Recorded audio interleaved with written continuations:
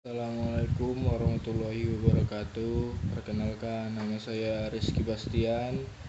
Saya berkuliah di Universitas Muhammadiyah Sumatera Utara, kelas A2 Siang, Prodi Teknik Sipil, Stampu 2020. Saya akan menjelaskan tentang muamalah. Pengertian muamalah adalah hukum-hukum Allah Subhanahu wa taala yang mengatur tentang hubungan, tindakan, dan pergaulan antar manusia. Dalam agama Islam, hukum yang mengatur tentang muamalah dibagi menjadi 4 jenis, yaitu muamalah yang berhubungan dengan jihad, muamalah yang berhubungan dengan hukum keluarga seperti pernikahan, perceraian, mawaris atau wasiat, dan sebagainya. Ada juga yang berhubungan dengan hukum privat seperti jual beli, sewa menyewa, perburukan, perserikatan, pinjam meminjam, dan sebagainya.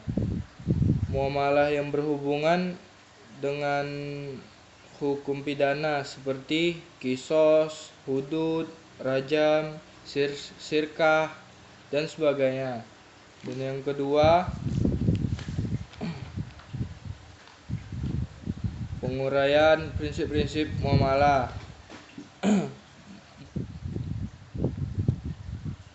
Muamalah yaitu untuk mencapai banyak kemusolatan, kemaslahatan, dan meminimalkan kemudaratan dengan menggunakan prinsip-prinsip tauhid, khilafah, keadilan.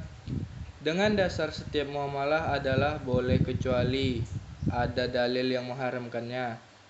Hasil penelitian menunjukkan bahwa terdapat dua prinsip atau asas dalam muamalah, yakni prinsip umum dan prinsip khusus. Dalam prinsip umum, muamalah pada dasarnya adalah mubah, kecuali ada dalil yang mengharamkannya.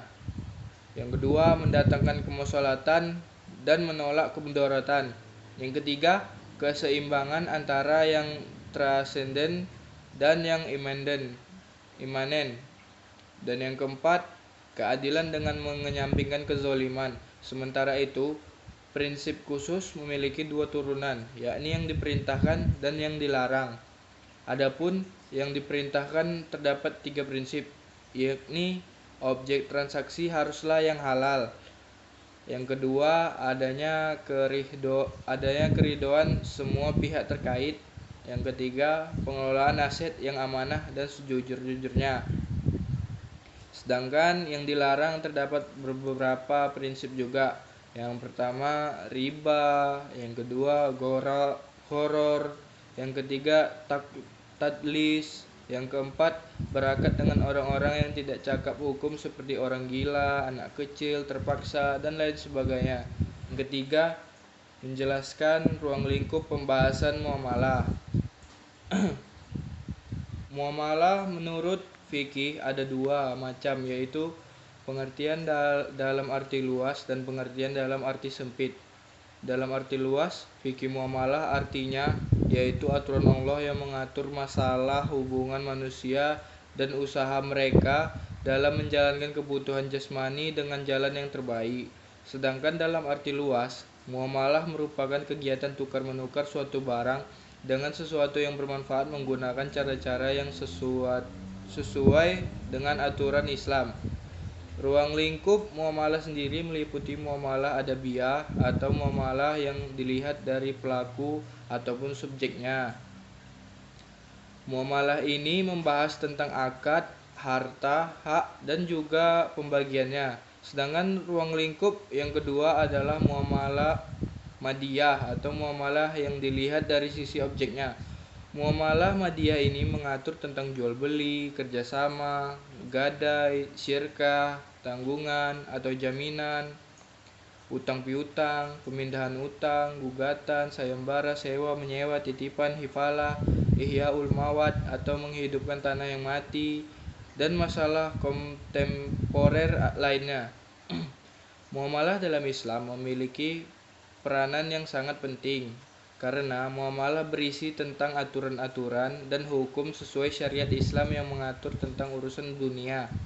Kita harus mempelajari muamalah agar dapat menjalani hidup dengan sesuai syariat Islam. Allah menciptakan manusia dan dunia ini bukan tanpa aturan. Ada hukum-hukum yang harus dipatuhi dalam menjalani hidup di dunia ini. Nantinya, manusia yang berhasil menjalani hidup dengan syariat Islam akan diberi imbalan yang setimpal di akhirat. Namun, muamalah ini dipelajari tidak semata-mata untuk kehidupan akhirat yang damai, tapi juga kehidupan di dunia agar kita terhindar dari kemudaratan. Dalam kehidupan sehari-hari, seperti memenuhi kebutuhan jasmani, kita butuh yang namanya aturan agar yang kita dapatkan tidak memberikan kita akibat buruk. Islam juga mengatur hukum jual beli dengan berbagai syarat dan rukun untuk menghindari mudarat dan kerugian. Demikianlah penjelasan saya tentang kifayah dan juga tugas saya di muamalah. Saya mohon maaf jika ada kekurangan atau kesalahan dalam pembuatan video ini. Saya undur diri. Assalamualaikum warahmatullahi wabarakatuh.